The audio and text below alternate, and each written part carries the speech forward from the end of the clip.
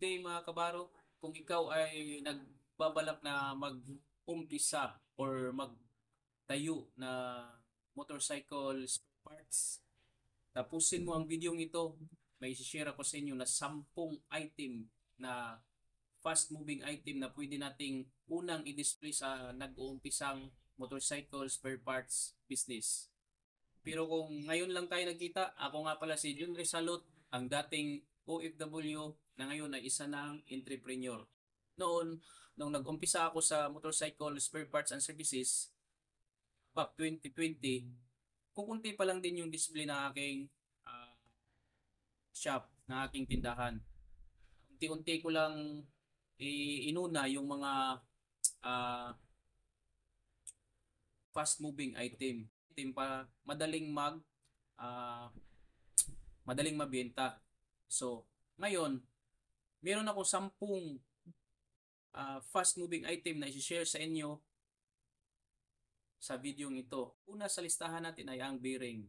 Ang bearing ay maraming sizes yan. Ito ay nakakabit sa gitna ng hub ng gulong front and rear. Kaya isa siya sa pinakamabilis mabenta sa motorcycle spare parts and services. Pagka halimbawa nagtayo ka ng ganitong negosyo, kailangan wag mong or meron kang bearing na display. Pangalawa sa listahan is yung brake shoe. Yung brake shoe ay nakakabit yan sa ilalim or sa loob ng hub ng gulong. Yun yung nagbi-brake kung gusto nating uminto galing sa takbo. Yan, kailangan meron din tayo yan sa display natin. Pangatlo sa listahan is yung brake pad. Brake pad, yun yung nag-iipit sa brake disc para mapahinto niya ang isang motorcycle mula sa acceleration. Pang-apat na pyesa na dapat meron tayo is yung bolts and nuts. Yung bolts and nuts napaka mabilis mabenta niyan dahil lahat ng mga motorsiklo kailangan nila yan kung minsan sa vibration di natin mamalayan matanggal yung mga nut, tanggal rin yung bolts. Kaya isa siya sa fast moving item. Panglimang item na kailangan nating unang bilhin ay yung mga cable. Yung mga cable mga kabaro, napakabilis din mabenta niyan. Tulad ng throttle cable, brake cable, clutch cable. Yan. So, pag umpisa pa lang tayo, kailangan meron tayo niyan. Kahit anong klaseng motor, mabilis mabenta yung cable ng mga motorcycle. Yung pang-anim na dapat meron tayo is yung kadina. Yung kadina, siya yung nagko-connect ng engine sprocket at rear sprocket para hilain ng makina yung gulong para mag-accelerate yung motor. So, kailangan natin yan sa motor parts natin dahil napakamabilis din mabenta niyan. Yung pang-pito mga kabaro is yung interior. Lahat ng gulong meron yung interior. So, mabilis na rin siyang mabenta gawa nung yung motor hindi maiwasan na mabutas o matusok ng kahit anong matutulis na bagay sa kalsada, mabubutas yung interior. Yan din yung kadalasang pinapalitan ng mga riders. Lalo na sa mga motor na pang-araw-araw na ginagamit tulad ng mga tricycle. Yan yung kadalasang binibili nila or pinapalitan nila gawa nung madaling mabutas, araw-araw sila na sa kalsada. Pangwalo na dapat meron tayo is yung oil.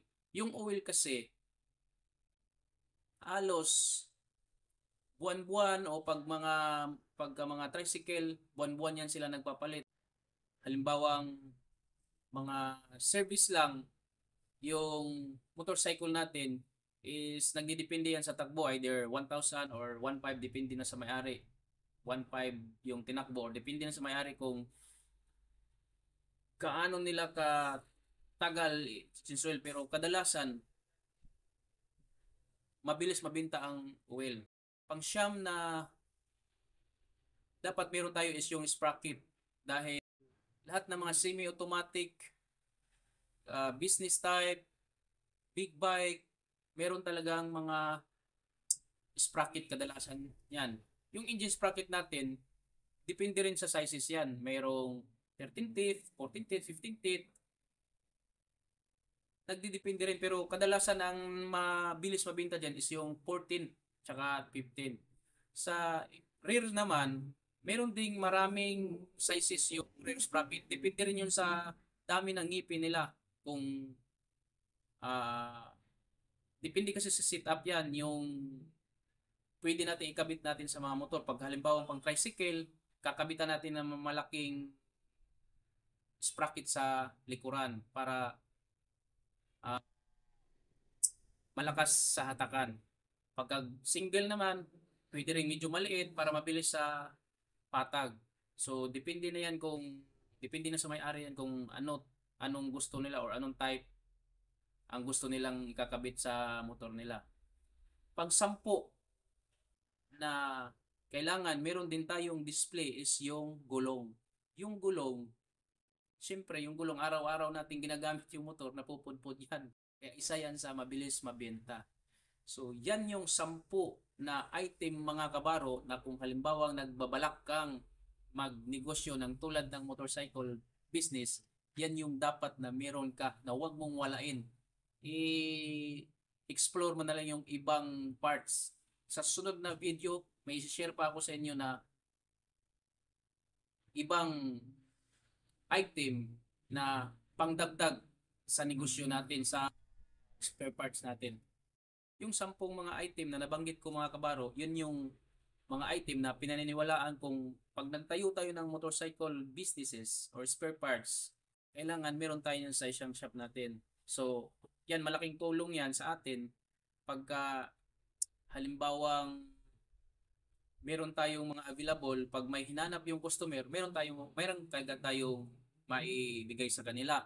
Hindi na sila lilipat sa ibang shop kung saan man merong mga tindahan pa or mga shop pa.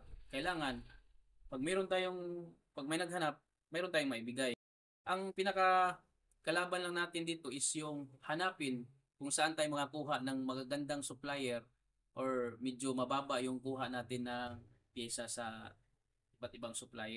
Matagpuan din natin yan, yung mga supplier na medyo mababa magbigay, lalo na pagka medyo matagal ka na sa kanya bumibili, kumukuha, bibigyan ka rin ng magandang deal. Kaya mga kabaro, isa rin sa magandang negosyo yung motorcycle spare parts, kasi yung mga pyesa natin, hindi siya nabubulok. Kaya mga kabaro, kung halimbawang nagbabalak kang magtayo ng motorcycle business, umpisahan mo na yan. Maganda. Ang kagandahan dito sa negosyo na to is hindi siya nabubulok. Kung halimbawang meron din kayong mga motorcycle na kailangan ng i-maintenance, lalo na sa mga fuel injected na motorcycle, dito sa motorcycle namin, sa Cycle Care, dalhin nyo dito, i-service natin yan. Lahat po ng mga fuel injected, kayang-kaya nating i-maintenance yan. Hanggang dito na lang mga kabaro. Kung nagustuhan nyo yung aking video, paki-like and share and follow my page. See you next time. Brum brum. Bye!